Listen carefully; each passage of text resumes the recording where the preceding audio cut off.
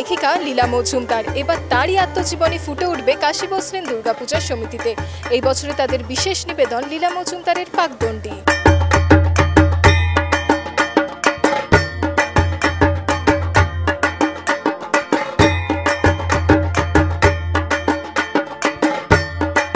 আমাদের এবছরের ভাবনা হচ্ছে লীলা মজুমদারের পাকদণ্ডী। আমাদের ৮৮তম বর্ষ, আমাদের এবারের থিম লীলা মজুমদারের পাকদণ্ডী।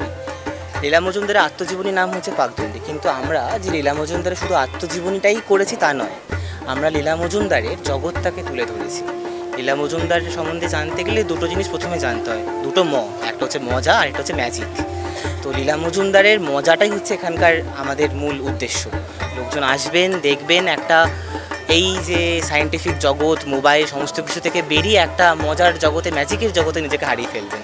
আপনারা দেখতে পাবেন যে আমাদের প্যান্ডেলের মূল যে সেটা তৈরি হয়েছে আরাম কেদারা দিয়ে।